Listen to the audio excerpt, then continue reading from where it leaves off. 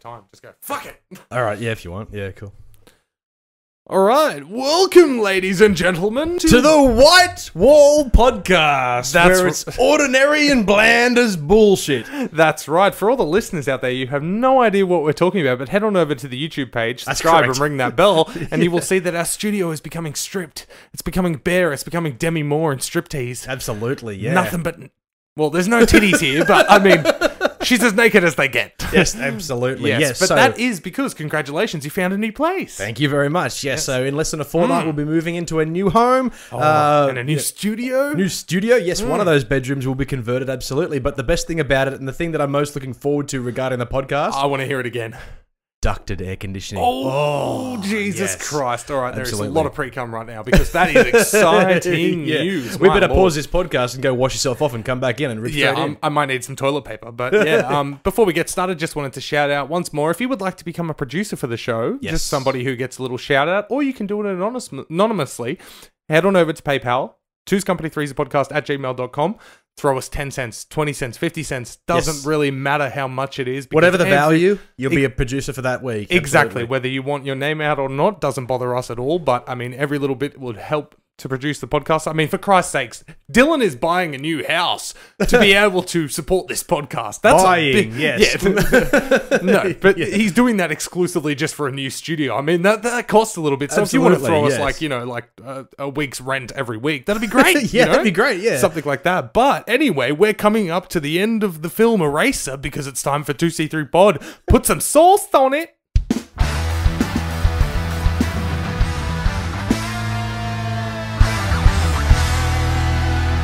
Sound a little weird to you? It's quiet and weird. I don't know. Wait, that or this? Yeah, that. That? No, I think it's because these in our ears right now are pretty loud. Yeah, okay, but they seem a bit quiet. But yes, I love that movie. I haven't seen Eraser in years, man. Well, the reason for that is, if anybody actually pays attention to my titles, is because the end of the film is set on Pier 57. Ah, well, that's right. Episode 57. Welcome everybody to Two's Company Three's Podcast. You're putting the pussy on a pedestal. Oh, wait. Come on. No,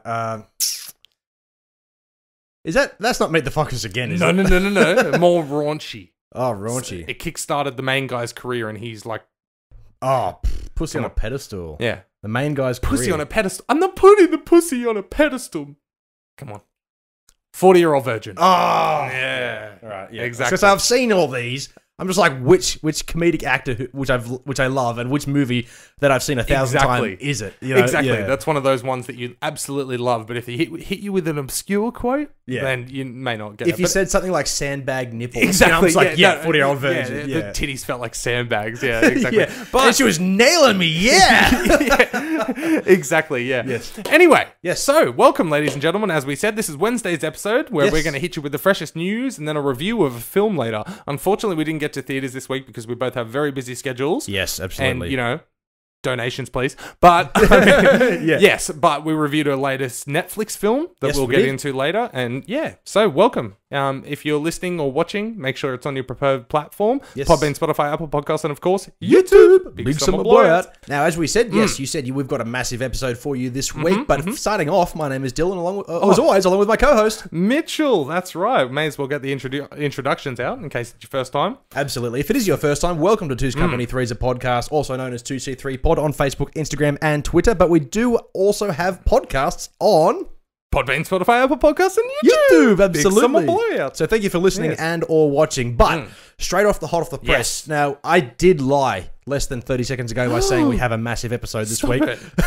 Because if news is a little dry. If there's any regular viewers, they know that we'll find a way to stretch this motherfucker out. Yes, absolutely. By extending these kind of conversations. Absolutely. But the first thing that I really that piqued my interest this week is that obviously the very popular Once Upon a Time in Hollywood that was recently came out on Blu-ray and DVD fairly recently. I just rewatched it the other night, man. Yep. Oh my lord, I loved it so much. Great film. So good. Just getting to that ending scene. It's it's a mission to get there, and I think we've talked about that. But it's brilliant. Exactly. Yeah. But Brad Pitt with that acid dip cigarette, and away we go. Yes, that was hilarious. Love it. Hilarious. Bounty Law is the TV show essentially that Leonardo DiCaprio's character stars in within this movie, because the movie obviously revolves around him as an actor. But Quentin Tarantino has expressed his interest in actually directing Bounty Law on its own. Yes. Yeah. I am so for this. And that also brings back, like, Quentin Tarantino, how he makes fake trailers within his movies. Yes, and he's then done that before sometimes they go on to be full-length movies by Robert Rodriguez or somebody. I was going to say, most notably Grindhouse, the Planet Terror and... Death Proof. Yes. Thank you. Yeah, that was... What, Machete, Hobo with a Gun? Like, there's so... Yeah, it's great.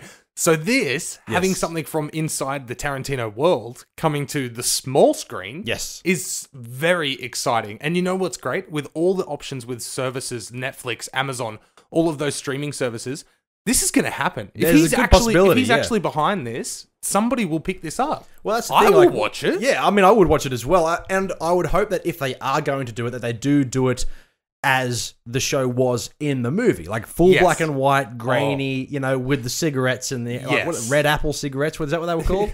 I'm not sure if they were the ones in the show, but definitely at the end of the trailer, in the end credits, it tastes like shit. Yeah, exactly. These cigarettes taste like shit. And who picked this cardboard cutout? I've got a double chin, for fuck's sake. Oh, I love it. Yeah, but I would love like the show. But for something like that, that would be relatively small scale for somebody like Leo to do and commit his time to, and especially even Tarantino. He's promised certain movies and films and TV shows and things over the years which never got anywhere. He's notably picky in all the right ways with things like this. And I agree with that. But I feel like something like this would definitely be... Because he has said he's got one more film in him and he's done. Do you reckon that could be Bounty Law? No, because that's TV. That's not true. That's not the 10th That doesn't film, mean he's retiring for good. Exactly, Wasn't he a little while ago expressing interest in moving into television? Well, his film I just pulled slate? up his IMDb and I haven't got it up yet, but I remember he did do I think 2 guest episodes with CSI back in the day, and he's done little things like that before. He did Sin City. He was a guest director on a portion I recently of that, rewatched that maybe 3 days ago. Yeah, so good. Yeah, So I feel like something like this, because he's the kind of guy that I just feel like he's got such a passion and commitment to the Hollywood way of life, that old school way, that he's not going to finish his 10th film and go, great, now I can sit down for 20 years. Yeah, no, he's going to keep going. Whether it's writing or directing, he's going to do something. Well, that's where I have this inkling in my mind that he recently did... 1995, he did a guest star of ER. 1 episode directed it. Yeah, you know, right? So, I mean, why not do 6 episodes of Bounty Law? Yeah, something that you created yourself. And that's the thing, if he does step away from making feature films, then he's got, he's still yet relatively young. What, he's in his 50s? That's, he doesn't 63, 40, 50. 63, yeah, so 57. 55, 6, 7. I have no idea. He's turning 57 this year. Yeah, I was close, yeah. Maths isn't our strong suit, that's why we have a podcast. Oh my God, he's literally born 15 days after my mum. Sorry, Mum. Yeah, happy birthday, Jenny. My bad. But yeah, so this gives him plenty of time to really explore those options. And I swear he did say something, or it was on some article somewhere, that Tarantino said after his 10th movie, he'll move into TV. Yeah. And I think that'd be great because, I mean, as I said, I don't really watch a lot of television shows. But when somebody, steps away from that kind of, I wouldn't say limelight, but that kind of environment, that kind of work environment, to then commit their craft into TV, for someone who's that talented of a writer, I think something like a TV show, whether it's 6 or 10 or 12 episodes, would be really special.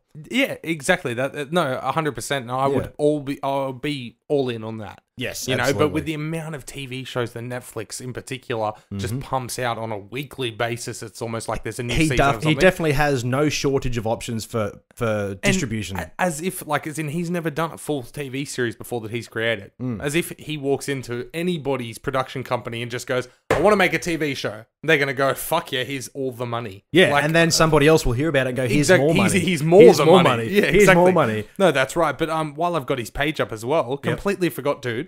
What? Django and Zorro. Oh, right. I know. That's going to happen. So that's been adapted from the comic book. Yes. But that's being produced? Or what's his involvement? Does it specify producing and writing. Yeah. So he's going to adapt the screenplay, I imagine. Isn't that the TV series? It's a TV series, isn't it? Or is it a movie? I don't think so. I think they're going to turn it into a... it looks like it's going to be a film. I would love that to be a film. And maybe this is... I think maybe we did talk about this a little while ago when the announcement first came out. Yeah. But that was just purely about the graphic novels, I believe. Yeah, but I'm pretty sure we knew that. We'll have to listen back in the archives, but we'll have to. I'm pretty sure we did know that Tarantino was directly involved, not as a director, but as a writer. Well, considering he created half the character. Yes, absolutely. Yeah. I mean, and does anybody know the origin of Zorro anymore? Like that's going back, man. I don't know, but we can find out in 2022. I'm sure we will. I mean, we could Google it right now, but let's wait. But not only that, it also looks like, as in, I've got no concrete information on this, but it's a rumored announcement that Kill Bill 3 will be his final film. I don't know. I don't want that. I don't think he'll. Yeah, neither I don't want that. I don't think any Bill's of his fans. Dead. Yeah, they killed Bill. I don't think he would want. I don't know the man personally, so I can't speak on behalf of him. But if I was him in that position, I wouldn't end my 10th and final film with a sequel on a threequel. Yeah, a threequel. Yeah.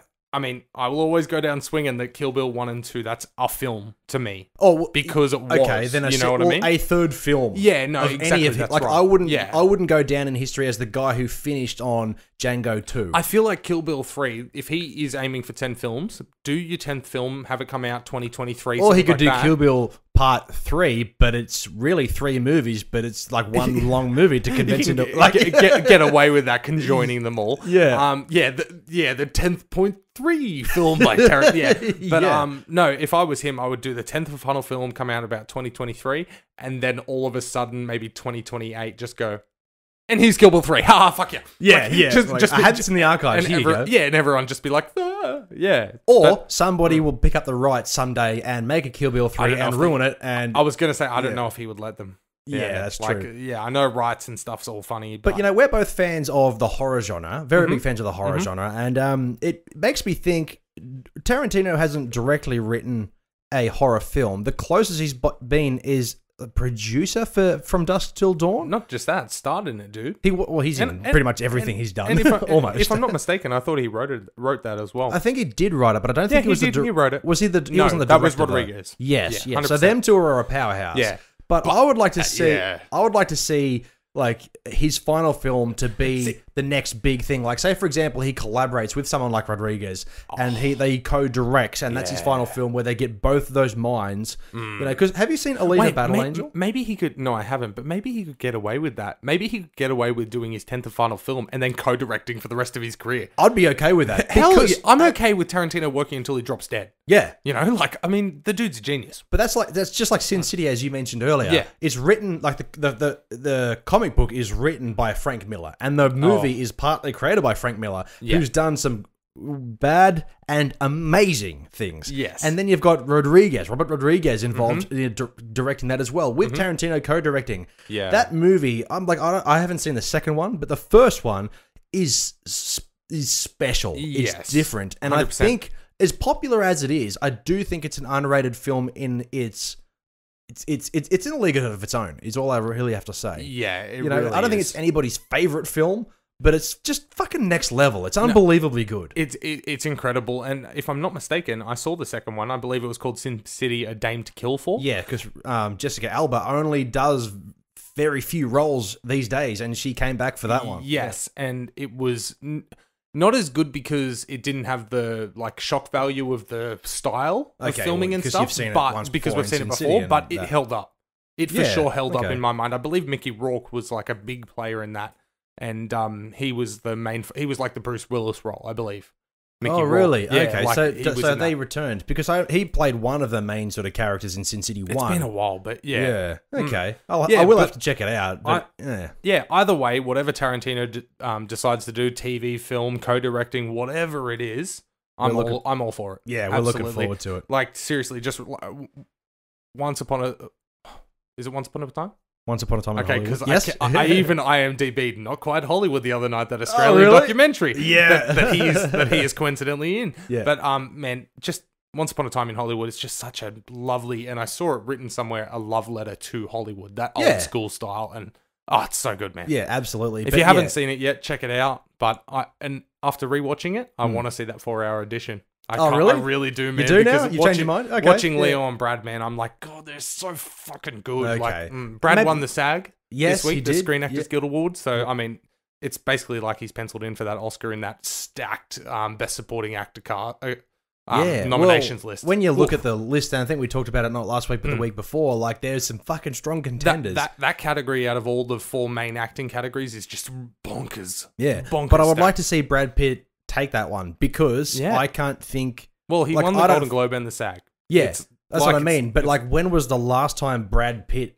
I mean, he's done a lot of amazing things, but when was the last time he was at the forefront of these kind of award shows? Yeah, exactly. Yeah, and that's what like he's always done things. Did you hear what he said when he accepted the SAG? I didn't watch any of this. No. Yeah, he walked up and he said, and I'm just like, I'm not going to. Good going, fag. No. No. Greatest film ever, Team America. Yeah, I'd love a sequel to that. Yeah. No, he walked up and was like, wow, gonna have to add this to the Tinder bio. Which was fantastic. Yeah, I love that. Old men making millennial jokes. Yes, exactly. If there's one person who can do it, it's Brad Pitt. Yeah, but man, being in that celebrity light, you know, they have their own private, like, dating app kind of thing. They would fucking have to. They've got, like, I assume a minimum income before they can join this elite club. Where they how many movies have you done, and how many fans do you have, and what's your elite status? How many zeros are on the end of your bank account? Yeah, absolutely. In Leonardo DiCaprio's, it's is the number at the end of your age 0? Yeah. Leo doesn't need no app like that. No, I swear to God, he would just get to his manager to say, "Oh, he asked the ex-girlfriend about a friend." You know, like, he's fine. He's set. He's just got a modeling circle he just goes through. You know. Yeah. But moving on. Yeah, this next one is quite interesting too, because there was a lot of speculation happening maybe at least 12 months ago around this particular subject, but now it's actually come to fruition, which is kind of bummed me out, but I get it. I get it. It's simply because of the fucking times. It's because of PC. Yeah. Political correctness. That's correct. But I wanted to read my little description instead of the note. So, voice acting legend Hank Azaria has stepped out of the role of playing the voice for the beloved Indian small business owner, Apu Nahasapina Pathalon, after 30 years in the role. No small part to modern-day societal pressures and white people being offended for other races. Yes. Yeah. Yeah, exactly. And... Man, because I only ever hear about what we talked about this last week. Yeah, we really did. I only ever hear about white people, yes, which is us for those who are listening. Complain on behalf of the other races. Yes, because they think they're upset. Yeah, and I mean, fair enough. Sometimes they are, and sometimes like they may not be vocal enough to express their real feelings. But like white people don't have to make up that slack. No, exactly. And I don't like getting too political, especially on the Pop Culture Podcast. But I mean, there comes a point. Like you said, I understand it, but at the same time, I mean. He's a small business owner. He's a lady killer. He's got like 8 kids. He's a successful character. He's living the American dream. Absolutely. For 30 fucking years. Yes. And now you're going to step away from now? Yeah. So now Hank Azaria... Sorry. So did you read the article in full? Because I'm curious as to whether they're going to kill off the character or bring in an actual Indian. So if I didn't read the whole article, I read through like most of it. But I know enough about this particular subject to kind of understand exactly where it came from. And it is that PC culture of how come, you know, this Indian character is not voiced by an Indian, but there's also stereotypes and things like that as well, which get in the way. But what I would want to see out of this, if it was ever a possibility, is not someone like Kumail Nanjiani or a big name Indian actor to fill this role. I would want someone who is, say for example, they cast out the net over the internet of up-and-coming Indian voice actors who want a gig and can do a good Apu. I don't know, man. And they would find somebody like that. Pick somebody new as opposed to a name, Yeah. But also, I don't know, man. I feel like that's inviting some white dude to do blackface. What? like Hank Azaria did it so well for so long. I'm sure there'd be some white people who do a mean Apu. And they're just like, fuck it, I'll just do blackface and get the job. Yeah, no. But what I mean is like they're only specifically looking for that race. But on the other end of that spectrum is that there's this pressure of having this particular character portrayed the way he is in the film, in the series anyway. Yeah. As a as a Quickie Mart owner, as the local clerk sort of shop owner. But I mean, that stereotype is real. Up the road from where I live in Shortland, New South Wales, next to my service station, owned and operated by, I believe, Indians or Turkish people. I'm not quite sure. Oh, wait, are you talking about the Metro? The Metro. Yeah, the Metro, I feel like there's some kind of like a Turkish vibe going on in there. Because they've recently built right next to it a tiny little like pop-up kebab shop. Yeah. And I had one right before you came over for dinner. That's why I said I was having a bite to eat. Yeah. And after nearly 30 years of living in Shortland, they finally put the greatest thing, and now I'm moving out. Oh, yeah, right. You're moving. Yeah, I'm so happy that they did that. And they were the nicest people ever.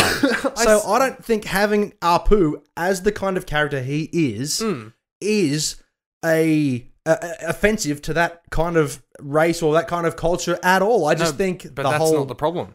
Well, the problem is the white guy. The white guy playing the Indian guy, but then there's like, well, he shouldn't be a fucking servo operator. It's like, fucking, that's what they do, man. No, that's right. They're like, small business owners. Yeah, exactly. That's what they're great at. It's not just in America. It's worldwide. Fucking everywhere. Exactly. Yeah, absolutely. I mean, the 7-Eleven just further down. Yes. Indians. Same culture. That's what, and the 7-Eleven near my place, Maryland. Yeah. Indians. I mean, and that's not saying degrading at all. Like, they're living the dream. They're business owners. Yeah, they actually have more work than most fucking white people complaining about this shit. That's exactly right. They're actually paying more tax than, people who don't pay tax in our country who are 95% white. Like, that's exactly right. Yeah. So I would hope that they keep the character, because I love Apu. Yes, I love that whole gimmick of Apu. Of course. But I would hope if they're going to replace the role that they would find someone to write for it, like someone who is an up-and-comer, someone who's struggling to find that role and they land it. He doesn't have to sound the same. He just has to have that accent. No, exactly. That's what I would want out of this. I'd like to think that there will be a few like voice actors out there who are of the Indian descent, and I mean, why the hell not? Yeah, I mean, one of the biggest, most popular actors currently. Yeah, as we've gushed about. Wait, did you want to briefly touch on In Memoriam? Oh yes. Oh wait, In Memoriam. It's not In Memoriam. My bad. No. Yeah. Okay. Shit. We've moved on. I skimmed that note. Yeah, we've moved on from the Indian talk, and then Mitch says, "Hey, do you want to read the In Memoriam for Betty White, who just turned 98 and is not dead yet?" Jeez. Yeah. Okay. Betty, I know you're listening. My apologies. She's a big fan of the podcast. Yeah. No. Anyway, she turned 98. How great Golden that, man? Girl. Betty White turned 98 on the 17th of January. Born in 1922 and considered having the longest television career of any entertainer, spanning 80 years. That is bonkers. That is tremendous. That is bonkers, considering how many actors go to Hollywood and never get to live out the dream. Or they do for a certain period of time. And she somehow found a way to be incredibly successful and then turn old and get even more successful. And stay consistent. See, that's the thing stay relevant. At her age. That's the thing with age, is that your maturity levels change, your opinion of the world changes, and most people become sour. Or not everybody, but most people become sour at old age. Yeah. But she's been consistently hilarious in everything. Remember, like, it was like 5 years ago where she said, "Why do they say that you got to grow some balls? You got to have a pussy. They're the things that get slammed." Or they can take a beating. I was like, that's hilarious from an 80, 90, however year old woman. Like, wow, Betty White. That's intense. Yeah, that's incredible. But just the pure fact that she stayed so fucking relevant. Yes, like that's incredible. She's one of those hardest worker in the room. Yeah, clearly. she's one of those people from I don't know what generation you call it, like old timers. I can't remember, who have actually accepted the times and moved forward with it. Yeah, as opposed to those grumpy old men and women who are just like, fuck the millennials. And all that. Like, I'm sure she does live by a lot of her generation sensibilities. Who knows what kind of technology she has in her house, if any.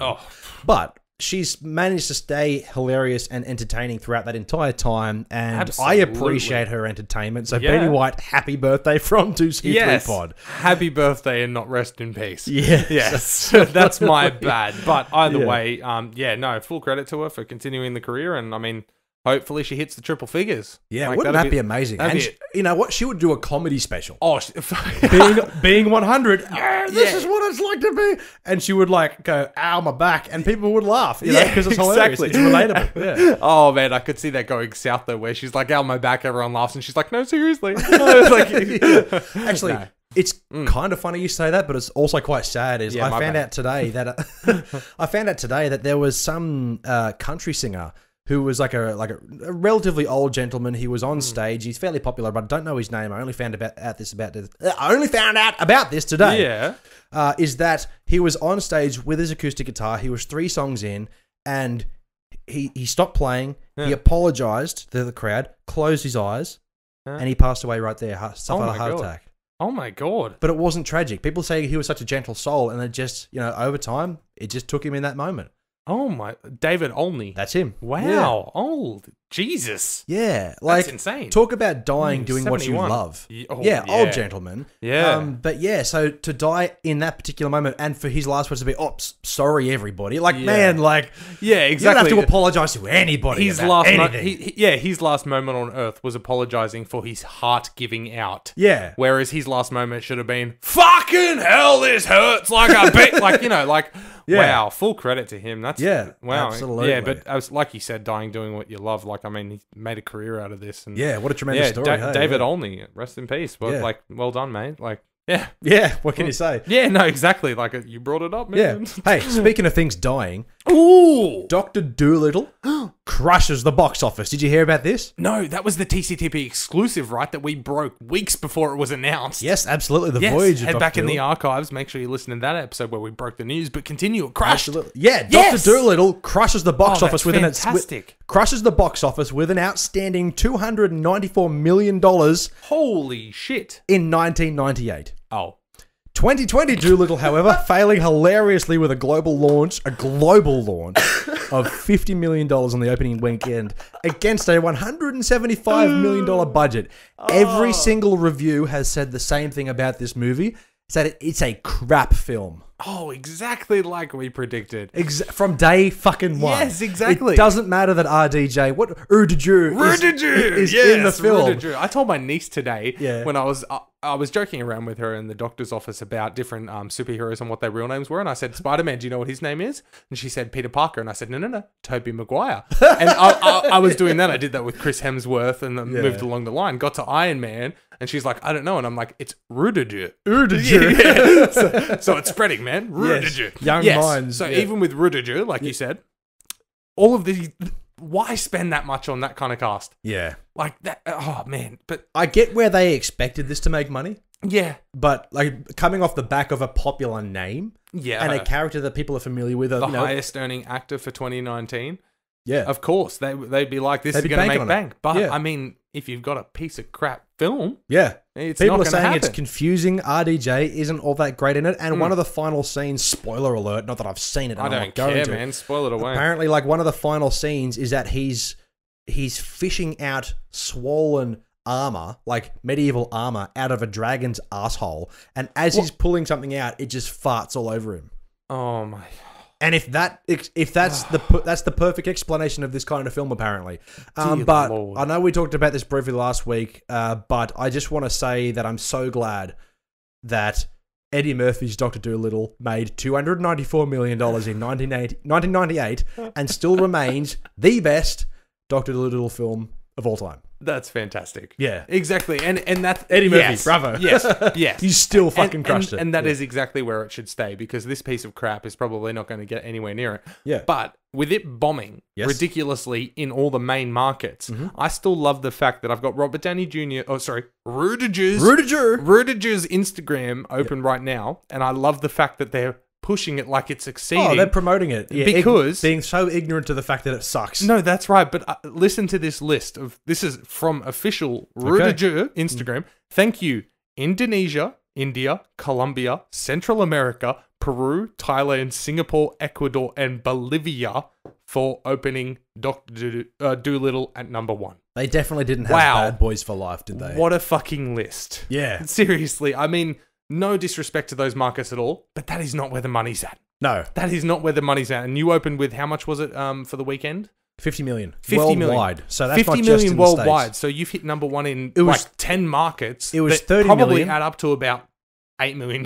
Yeah. It was 30 million US. Yeah. And then worldwide 50. So an extra 20 on top of that with all those countries you mentioned. Well, not only that, you've still got to include bigger markets like England and Australia and things like that. Yeah. So you're probably looking at probably looking at maybe about 12 million that is made up from these films making it number one. Yeah. You know, like, and I don't think this is going to be the kind of film, you know how some films, like cult classics, they're considered cult classics when they fail at the box office, but they rekindle their numbers with home purchase.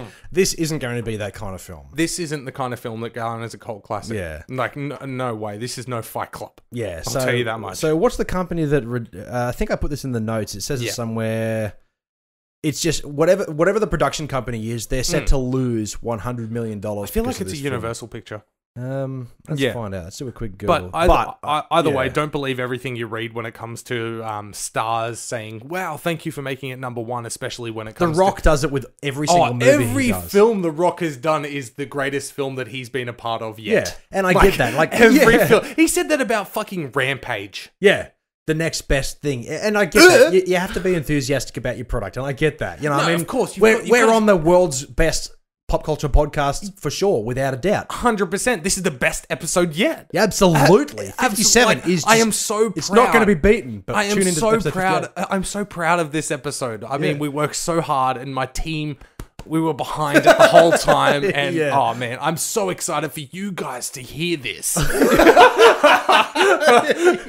Because without you, we would be nothing. Exactly, I couldn't be more great. I'm so humble about this. That's exactly. Anyway, time for leg day. Yeah, that's my Dwayne Johnson impersonation. Yeah, but. That was embarrassing, but this movie sucks, apparently. Please head on over to YouTube and get to about the 30-minute mark and see Dylan rip his shirt over his head. That was fantastic. But, yeah, either way, man. No. Just talking about $175 million budget, opening weekend, $57 million. This is going down the Dr. Sleep path, the Terminator Salvation path. It was Salvation? Dark Fate. Dark Fate? Oof, they're all the same. It's the same but thing. either way, it's heading down that path where... It has a ridiculous budget, needs an opening weekend that almost matches the budget, and then they know they'll get profit. Yep.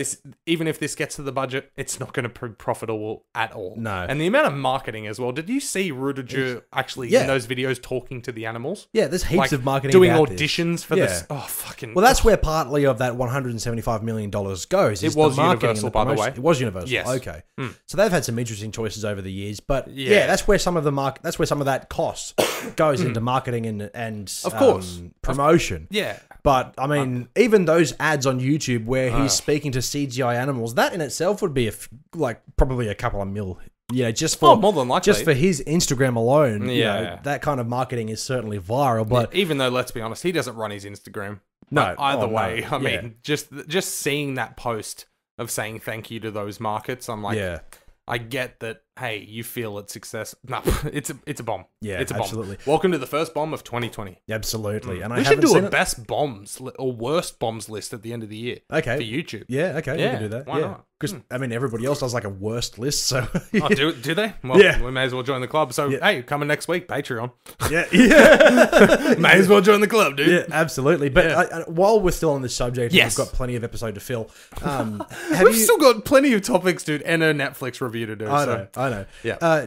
Robert Downey Jr., RDJ, was recently on the Joe Rogan podcast. Really? Yeah. That's an intriguing fascinating guest. Choice, yes. I was going to say, Joe Rogan gets great guests, but he doesn't get those actors. Those mythical creatures of actors, you know? Yeah. It's not like Leo or Brad Pitt's going to stop by the Joe Rogan studio. Well, after this, I'm kind of hoping that he does get more of those roles. I mean, I don't mind watching the plastic interviews on like Jimmy Kimmel and Jimmy Fallon and those kind of things. No, but the first words out of Rudiger's mouth is fuck and shit, and like they really like he swears and he's real honest about how he feels about a lot of things, and that's what I like about the podcast. Cool. He's not completely. That's why podcasting, including 2C3 Pod, make sure you like, share, and subscribe. Yeah. That's why I love podcasts because it's unfiltered. Yeah, and it's honest. It's basically just like you can almost say what you want with no consequences and be yourself. Yeah, like that's what I love about podcasting, man. So like, even though you can rip your shirt over your head and have no regrets, absolutely, you know? while talking about The Rock and speaking of big dicks.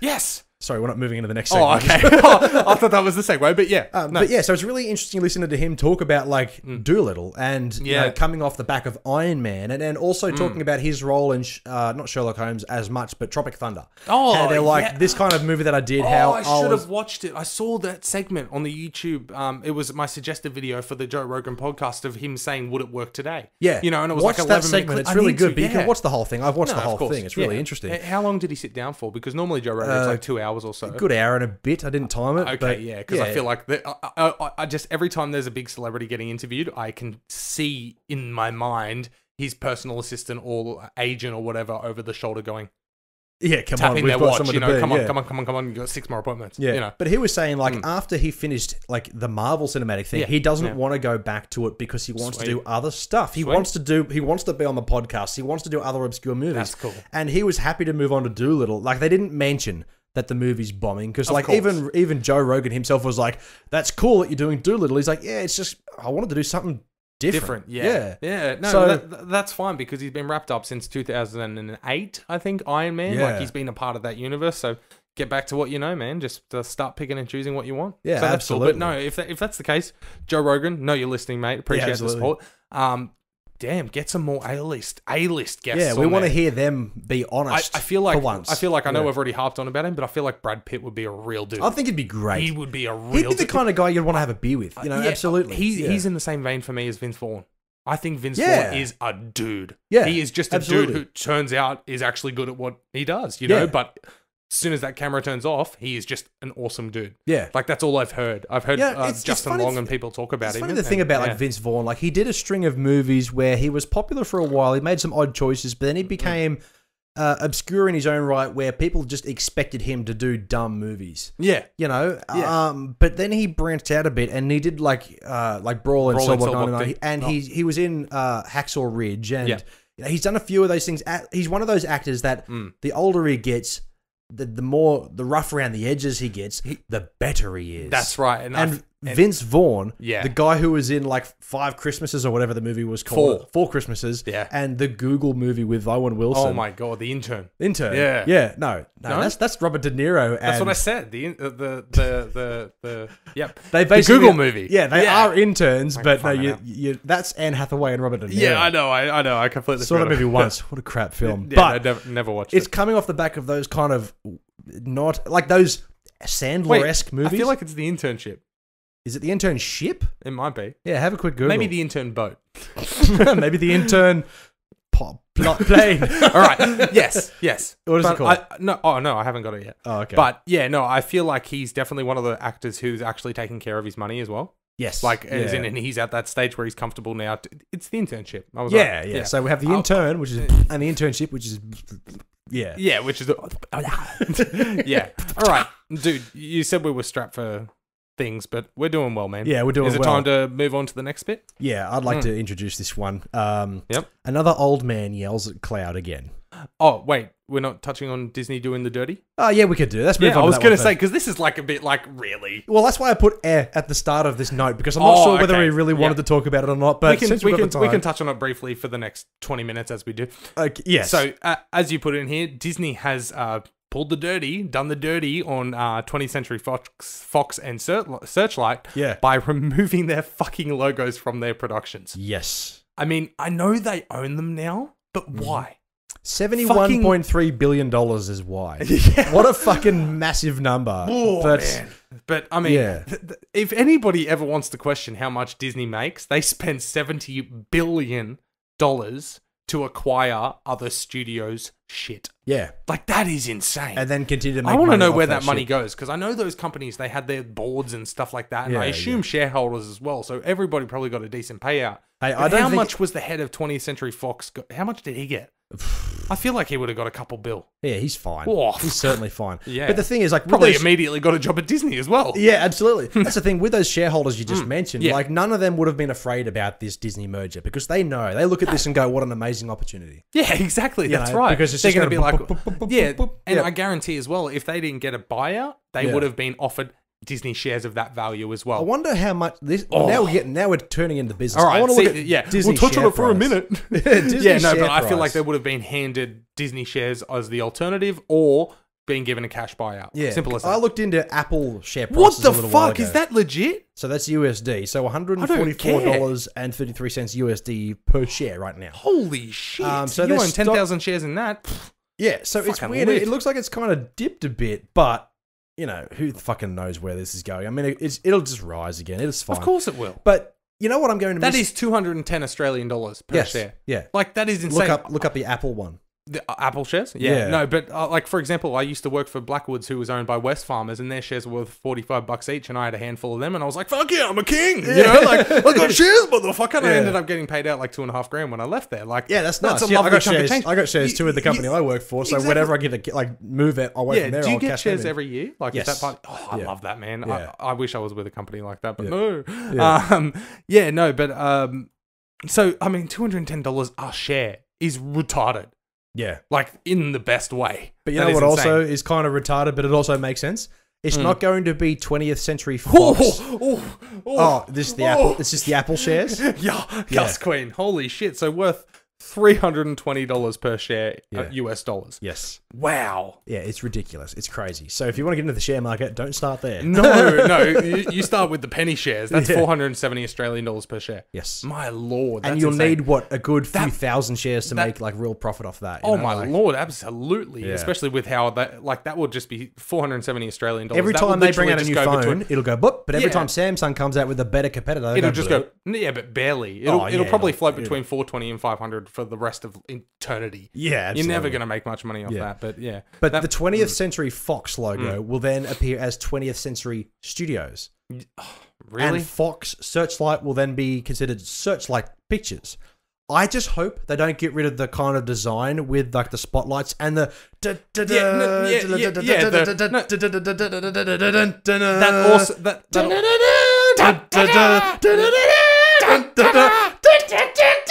My brain's hemorrhaging.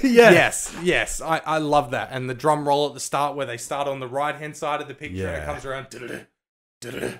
Yes. Yeah, and then it gets... Yes. No, we're not doing it again. Now, last week I put on a song about, like, songs about film that jazzed me up. And last week it was, like, the Greater Union. And that's what I want. It's Event cinemas, bring that back. It's those... Yes, They could do that, like, as in event cinemas. That's what I want. Totally like, find could. a ring to it. Yeah. Like, as in, do that. Come on. You're the That'd same be great. company. But that kind of... The 20th Century Fox soundtrack, essentially, theme, is one of those ones that jazzes you for a movie. Oh, yeah. And you know, another one that I thought about... Well, I think about this all the time. Are we never going to see it again on a feature film? Well, that remains to be seen. Oh, my God. But... That's heartbreaking if we never see that on the big screen again. Well, that's what I mean. That's why I hope they keep the design at least. Even if they just slap the Disney logo on top. I'll be happy with that. Yeah, I just want to hear the song. Exactly. Don't lose the song. Go through all of that big production like we just did.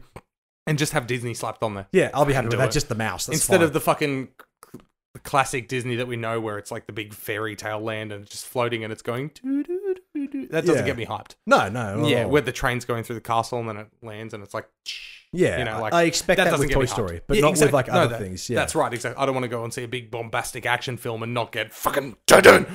You know, like yeah. But one of the best opening scenes to a film where the music works really well is it THX? What? That's the big fucking sound. yes. The cow tipper. The Star Wars. Oh, well, that one too. But you remember the cow tipper where the robot's like comes on screen and he's like tipping the cow and it goes and then he's like plugs it into the THX logo and it's like no.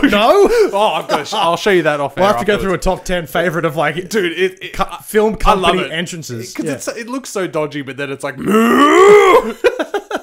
it's fantastic. That's amazing. But what I was getting at is like one of my favorite ones. I think it was 2005. It was the introduction to the production company for the movie School of Rock, whereas and like the Paramount stars come flying in, and then it twists around the mountain. Then Paramount like zooms in. And as a kid, I used every morning for a good 10 years. I'd imagine that the start of my day was the start of like a TV series about my life. And I put my headphones on. My brother probably caught me doing this, like being completely naive to the world around me. Where I'd have my headphones on, playing some kind of epic fucking music, and imagining like a logo of whatever. Oh, that's so cool. Yeah, and like seeing that go like with like and then like the logos, I was like, man, that's visually amazing. And I was like 12. Paramount's one of and I still love it. Yeah. I can imagine that. I can imagine what kind of effects that had on you. But Yes. Paramount's one of those awesome companies, though, where they can incorporate their logo into the beginning of the movie by doing that, because I love it like you just described when a film's they integrate theme starts when the logo starts, and it kind of gives you that vibe. I believe Superbad did it as well with their funky hip-hop. They did, I feel like they mixed it in as well. I love when movies do that. So all we're asking Disney, because we know you're listening, is please leave the intro as is, slap your logo on top of it, cover whatever you need to, but let me see the big spotlights and the drum fucking... Absolutely. Yes. Okay, another one that does that very well before we move on to the next segment is the introduction. We've got a minute to talk about it. Sorry. No, it's my fault. The introduction... The introduction to the Doom movie from 2005. The Universal logo rolls over, and then the whole planet goes red. It turns into Mars. Nice. Yes, I love those ones. Yeah. I love things like that. Like, despite the movie, you can say what you want about the movie. I bet you there's a Doolittle one. Yeah, I'm sure it is. Universal Pictures, I'm sure they spent $2 million on making a new fucking logo. The world turns around, and I'm sorry nobody will ever see it. And it's, DreamWorks. Yeah. They do it like every time. Shrek, man. Every time the green little Shrek S's would pop up in that. And then that's right. Yeah, that was really good. Thank you. And then I'm not sure which one it is. Tell us in the comments below, but the one where the boy's fishing off the moon? That is DreamWorks. Oh, that is DreamWorks? Yeah, because he's in the middle, that's right. Bee movie as well. Old mate's fishing, and then a bee fucking stings him. He's like, it falls off. Like, I love those ones where they incorporate the theme into the logo before the film starts. Get you in the mood. Absolutely. But now, moving on to I didn't know that segment was going to be so amazing. Exactly, that's right. I feel like the next one's really going to bring down the mood a bit. Quantity over quality. Come on. Absolutely. But my next story here, we've only got very limited sort of stories regarding gaming. And this one is another old man yells at cloud. I love old men yelling at cloud. Yeah. Hit me. What do we got? That's essentially my introduction to any kind of boomer these days who complains about them. What? Yeah. All right, so I'll read it. Sorry, I started reading it. My lord. So American politician Joe Biden thinks that game developers are creeps who make video games for the purpose of teaching you how to kill. Now, there is irrefutable evidence that video games caused World 1 and 2. 100%, man. Yeah. Hitler was a huge gamer. Loved playing Doom. Man, just loved it. Yeah. No, that's right. Exactly. I heard Call of Duty was his favorite. Yeah. And, and he was like, what if I could do this myself? No, that's right. We started with... Wait, no, I was getting French-Italian then. I don't know what I'm doing. But my God, Joe Biden is a... Okay, he was almost popular amongst the youth by being like vice president to Obama. Not just that, dude. Yeah. Parks and Rec. This dude had guest star and was Amy Poehler's character. Her character was in love with him. And really? Referenced him so many times. So I had a small soft spot for this dude. Yeah. Because I was like, oh wow, he must have a really good sense of humor about things, because then they meet and Amy Poehler's like trying to kiss him and like awkwardly touch him, and he's when you have those I kind know of he's people, acting, but he's like still like you're doing it, man. Like you're using your name and your character to why the fuck not? You may be an old dude, but you're making an effort like Betty White to be relevant. That's right. And then you come out with something stupid like this. Yeah. Oh wow. It's like you've just lost the vote for any millennial who plays video games. We've all seen the stone paintings of the caveman beating another dude over the head while holding a Game Boy. I mean, come absolutely. on. We've seen those. They're in museums, okay? So clearly, Joe Biden, 100% correct, mate. Yeah, like absolutely. You keep yelling at that fucking cloud, mate. Yeah, absolutely. So you keep trying to be fucking relevant in all the wrong ways, you dumbass motherfucker. So although video games, as we just established, are the reason for all murders throughout human history, everyday average Joe murderer, Counter-Strike Go player NBK has raised over $12,000 for the Australian bushfires.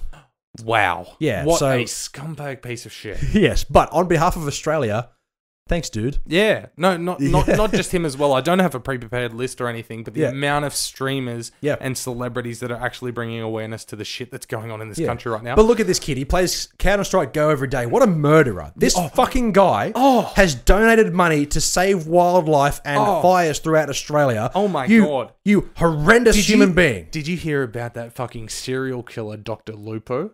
Oh, every he year. kills hundreds of people a day. No, but every year he raises this asshole. 2 years ago, he raised $1 million for St. Jude's Children's Hospital, and last year he fucking raised $2.5 million. You piece of shit. Yes, you're trying to help the world's most premier children's hospital that's working with all of the children's diseases and cancers, and trying to find a cure to help all these kids and make their last days on Earth a little bit better. And you're there raising money for them. You piece of shit. Just lock yourself up. Yeah, absolutely. Dead set. What a murdering asshole. Yeah, he's always killing people every day. Influencing hundreds. They're influencing, because they're streamers, they're live streaming it to all the other young kids who are being thousands of people influenced to go out and kill on a daily basis. Exactly. Man, we need to... Okay, we've taken off the tiles here on the wall. Yep. Let's just paint a big fucking mural to Joe Biden, because he is the most correct guy in the world. Yes, absolutely. Like dead set. Okay, all of these... Political correct. Oh, I gotta hold you a little bit. If you didn't stumble through that, that would have been great. I know. But either way, if you couldn't get the notes of sarcasm there... Yeah, Joe Biden, shut the fuck up. Yeah. Okay. NBK, you're a legend. Thank you. And to all the other streamers who actually use their platforms for the right reasons as well. Yeah. Props to you. Props to you. 100%. Absolutely. That's what we'd love to do as well. But hey, donate to us in the meantime. PayPal. Yeah, absolutely. It all goes back to you anyway. Exactly. That's right. All of this. Yes. Yeah. But either way, yeah. So that was a bit of a dire note to end on. But hey, we got some sarcasm in there, and we love some good sarcasm. We did. But you know what time it is for, Mitchell? Oh, hit that button and make me... Yep. Okay. Sorry, I'm a bit premature. Coming at you fresh, coming from afar, it's 2C3 Pod, 2C. That's right, I completely blanked. That's right, as we said at the beginning of the episode, if you're still with us, thank you very much for tuning in. Yes. We didn't get the chance to go to the theaters this week, but I will still be seeing Bombshell this week with or without you, because I'm dying to see that film. Absolutely, and the Arsenal Pass this week, this coming Friday, make sure you tune in. Not so sure if there's something on there that pushes it out. Okay. We'll get there. But I've heard nothing but great things about Bombshell, and that was supposed to be this week's review, but this week, we've got an interesting film to review, and... Yes. All right, so we scoured Netflix, and it was actually in last week's Trailer Park, I believe. Yes, it was. Yes. Fall from Grace is the latest Netflix-produced film. Yeah. Also Tyler Perry Studios, written, directed, produced, starring... If you read my notes... Oh, right, sorry. Yeah. I thought I didn't do it, so Dylan didn't. I was hoping you would read it, because I... Oh my god, that's... Oh, thank you. So thank the you. film You're carrying on for my joke. Thank you. The film is A Fall from Grace, directed by Tyler Perry, written by Tyler Perry, starring Tyler Perry, directed and distributed by Tyler Perry. The budget was Tyler Perry, but the box office was Netflix. Yes. No, of course. But as you can see in the premise, Tyler Perry. Tyler Perry. Yeah. So, this Tyler Perry. You forgot the most crucial part, Mitchell. Tyler Perry. Oh, Tyler Perry. Yeah, yes. Tyler Perry. Fuck. We better get a shout out of Tyler Perry for Tyler Perry. Okay, so let's get a shout out on @Tyler Perry, Twitter. Tyler Perry. Yes. Tyler Perry. Yeah. Sorry. Anyway, the premise. A 26-year-old public defender played by discount Zoe Saldana, Brescia Webb, gets assigned to a case about an old bitch who gets her life stolen by a young whippersnapper. That's essentially it. But don't forget, she killed the fucker. Yeah. Did she? Because I didn't watch the whole thing. Yeah. Okay. So this may be a very quick review. I actually did. Okay. Unfortunately, sit through the whole thing, and I will tell you everything. This is going to be a complete spoiler review. Yeah. Because I don't care. I'm going to try and sum this up as best I can from what I have to work with. Okay. Before you do that, I want to say what I think about this. Considering I only from watched, what you saw. Yeah. So I watched the movie halfway through, and the reason I didn't get the whole way through is simply because, as we said, moving house, packing boxes. I've been flat out. Haven't really had the chance to sit down. So I was watching this while making thumbnails for our YouTube videos. Yeah. And then I watched... So let's be honest, like right off the bat, you weren't 100% committed to it. Yeah, I wasn't invested as I really wanted to be with most films. And then I watched, like, say a good extra hour on top of that on the TV, watching it, like, properly focusing on it. And then it was 11:30, 8 o'clock work the next day. I was like, I got to get out of bed. Yeah. And now we're podcasting, so I've just missed out on watching the rest of it. Yep. But... You couldn't commit like me, literally staying up until 1:30 to watch this. You're an idiot. Because I forgot. I was getting ready for bed and went, shit! And put it on and I sat up. Yeah. So I will say, from what I watched, the introduction, like, I get where they're going, but there's no secrets at all in this film. They didn't hide that the fact that, like, oh, who did it? Like, we know. Like, they give it away pretty fucking quickly. Did. Yeah. No, I'm saying they did. Yeah, they tried to. But there was no secrets, and the acting itself was But, like, I get the story, and I get where they're going with it, but I wasn't really invested until the young whippersnapper that I mentioned really turned things around. Oh, he was a dick. Yeah, but that's when I turned it off, is when I got interested. Yeah. It took me an hour. Oh, and I was like, if I got to sit down and actually like focus on this film, took me 2 hours, man. Without the credits are amazing. With life not distracting me, I probably would have somewhat found something to enjoy in this film. But I can't. If I can't just sit there and put it on, I don't want it. It's not my kind of film. 100% agree with you. And unfortunately, because of our scheduling and not being able to go to the theaters to see Bombshell, we had to find something, and we found this. Now, like you said, okay, so they don't hide the fact that she killed her her dead husband. Yeah. You know, she kills him because he, as you find out through the progression of it, he's a young fella. She's an old divorcee whose life's in shambles, and she doesn't know if she's going to love again and things of that nature. Yeah. And then old mate comes along, who is a handsome chap. Yes. Got a very buff bod. Yes, he does. Yeah, he's a handsome dude. Comes along, and he's, like, infatuated with her and is the perfect gentleman. Like, as in, I was looking at that going, damn, I look like a scumbag. Like, you know, like, yeah, but that's the whole vibe that he gives off. Is like and her question is, why me? And his response is, why not you? Yeah. Like, that's what people should be asking. Anyway, so she falls head over heels. They get engaged quickly. They get married quickly. And then all of a sudden they get married. Old mate, he, from her job, steals hundreds of thousands of dollars. Yes. So she gets fired and has criminal charges pressed against her for that. Takes a mortgage out on her home. Takes a mortgage out on her home that she's paid off her entire life with all her own money. And that's where I stopped. Yeah, okay. Well, from that point, so we stolen hundreds of thousands of dollars from her. Yes. Then, did you see the part where she turns up and he's fucking some chick? No, I did not. Yeah, she goes upstairs and he's fucking some chick, and he, like, bare naked, you don't see the dick, but you see the ass, and bare naked gets up, and you know how he was turning into a dick, like a real asshole? Yeah. He, like, gets up from fucking this chick as she's like, get out of my fucking house, you piece of shit. He gets up and goes, how about some privacy, bitch? And pushes her out the door. How I gotta watch the rest of this film. Pushes her out the door and then locks the door. And then the chick says, oh, I wish your mum would interrupt us. And he goes, yeah, my mum lives better than that. Like, you know, bagging her out and stuff. That's hilarious. The chick leaves and that he comes over, and this is the moment where she kills him. Yeah.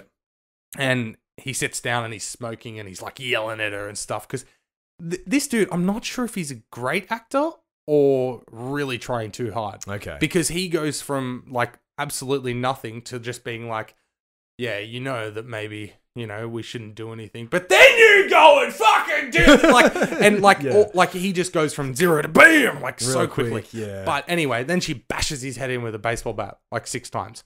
Right. Okay, so that's the murder. Mm-hmm. Anyway, do you want me to just jump to the end? Yeah, go for it. All right, so the end of this film, complete spoilers because I don't want to save you the time. They try to have like an M. Night Shyamalan, what a twist at the end. So, you know her best friend, Sarah? Yep. The one who basically set her up with him. She was in it?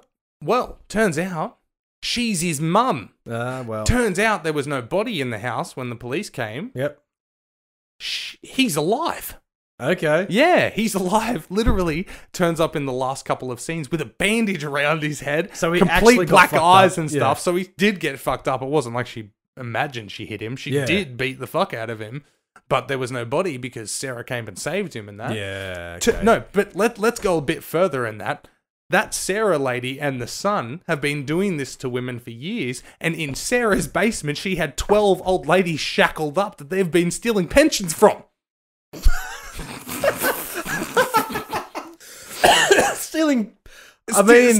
Stealing their welfare and their like fortunes. Right. Yep. Okay. Yep, that's a thing. So that's what happened at the end. So I got the impression that they were longtime friends. The 2 older ladies. You find out it was 6 years.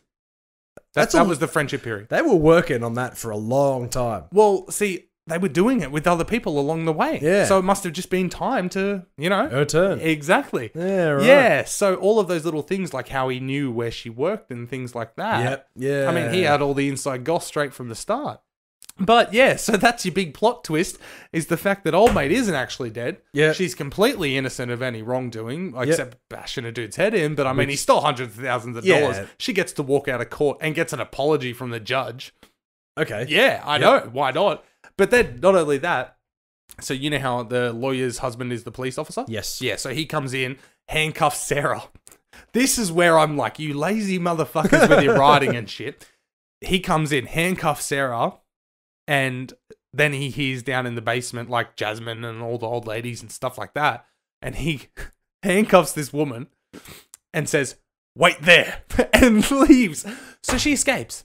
Yeah. And the final scene of the film is her getting a new job taking care of an old lady who used to work for a financial institution. Oh, well, there you go. Yeah, she's there interviewing for a job on the run somewhere and says, oh, and I hear she was a very high worker at this financial institution. And she's like, yeah, she worked there for 10 years and got a great payout. Like, it was terrible. I get the twists and turns in the story arc, and I get where they were trying to weave it, and I understand the kind of movie that they were trying to make. Yeah. And there is an audience for this. Yeah, of course. It's just not us. No, 100%. No, I did not mean this in any disrespectful way, but Tyler Perry's demographic is African Americans. Yeah. And I can see where they were going with this, and I can see, like you said, the appeal for that market. Yeah. It's not for us. Well, I wouldn't say it's necessarily directly for African Americans. No, it's more I'm for just those... saying that would be the main demographic. Oh, yeah, absolutely. But what I mean, I think it's more for those who aren't into... like blockbusters. They're a bit more patient with their viewing, essentially. I could see this being a midday TV movie for housewives. That's what I meant. Yes. I couldn't put it into words, but you've mentioned it correctly. There you go. Exactly. I could see Cheryl calling Debbie and saying, did you see that film? Could you believe that film? Yeah. Like, this is the kind of TV, this is the kind of movie that the ladies I work with would talk about during the day. This is a TV movie that ended up getting made for Netflix. Yeah. Like, that's as much as I can sum it up. I mean, it may be your cup of tea, but I feel like the reveal at the end and all of that just seemed very like, we need a nice hook, you know? Yeah. And I feel like he started writing this, and there's nothing wrong with this way of doing it, but started writing this at the end. Yeah. And then worked a story onto it. The trailer itself made it seem like they were telling a thriller in a horror setting. Yeah, no. But then the film is full crime drama. Oh, when she beat his fucking head in, it was brutal. Okay. Like, it looked, there was a lot of blood splatter and shit, and I'm like, man, he's mush right now. That's why, that's also a very... other part of it that's like very unbelievable is the fact that he survived after that. Yeah, and they, like he said, he was happy to go through that every single time with all of these women. That's right, exactly. Like, no, but that's the thing. Why this one? If this is their 10th old lady, he'd be like trying to talk to her. He'd be dribbling because he's got fucking brain damage. You are the most beautiful thing I've ever seen. And like he'd be dribbling. She'd be like, "What the fuck are you saying, mate?" Why not yet? Will you marry me? Like he'd be brain dead. 100%. If he's been beaten up by this many women. That's the thing. That's the one thing they didn't clarify in the fact that why was he sticking around with her this long to get to the point of being murdered when they literally just kidnapped the other ones? Yeah. Like, they literally just put them in the basement. Oh, like, maybe he actually felt something for this one. Oh, he does say right before he gets his brain beaten in, see, you'll never understand. I do love you. I really do love you. I just won't love you as much as you love me. It's like, just kill him. Like I know they're trying to get us to hate this guy. Yeah. But shut the fuck up. No, that's exactly right. Like, anyway, if you were to have a bag of pretzels, how many would you eat? Oh, I'd say, sir, these are out of date. Yeah, okay. And hand them back. I mean, I watched it. I sat through it, unlike you. But, I mean, it just wasn't worth the time. I mean, I understand why we did this. It was a fresh release. It's only been out for a couple of days. I think Friday or Saturday, something like that. Jump onto it if it sounds like something that would tickle your pickle, but for me... we didn't sell it on you, on that movie at all. No, that's right. Okay, so, avoid it at all costs. Yeah. Because basically we just chat all over it. Like, full respect to everyone involved, but... Yeah. But you know what? What? That's been our show. Absolutely. Sounds 2C3 like Pod. You can find us on Facebook, Instagram, and Twitter, of course. That's right. And wherever you're listening to or watching us, make sure it's your preferred platform. Podbean, Spotify, Apple Podcasts, and of course, YouTube. Big Summer Blowout. Now, you can support the show, of course. If you want to give something back in return, you can go on to tpublic.com, get yourself a t-shirt, a mug, a sticker, or a fridge magnet. Head over there, and all support that comes in from that goes directly back to you because that goes into this podcast, and that's what we're trying to be doing. That's exactly right. This is a part of my weekly bills every week. I sort that out. Like, I've got to make sure I can budget this in. But if you would like to support the show in any other way, we do have PayPal, Two's Company, Three's Podcast at gmail.com. As I said at the start of the show, 10 cents, 20 cents, 50 cents, $1. Doesn't matter what it is. Every little bit helps the show, and you can become a producer for the week.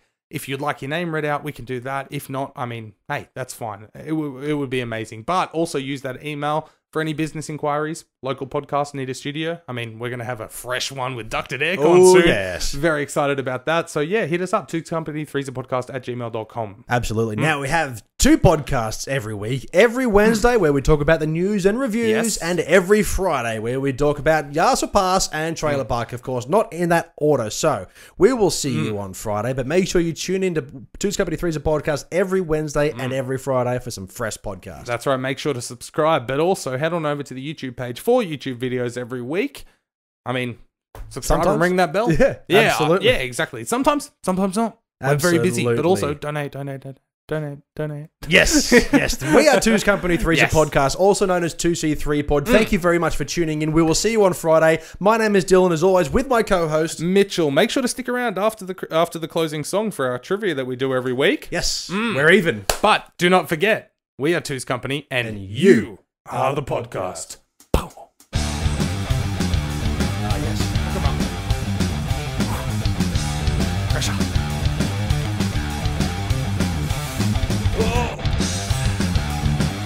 One. Ooh. Okay.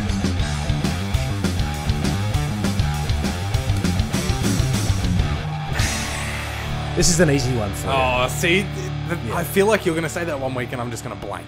Well, okay, well, you know, all right. If this was you reading it to me, I'd probably be like... Oh, no. All right. In the 1997 science fiction comedy Men in Black, the agents use a special device to wipe people's memories. What is this device called? Oh, my God. Oh, my God. They tell you to put the glasses on. Yeah, I understand this. I didn't think it had a name. Yeah, it does. Did you know it? Yes, I did actually. Yeah. Oh.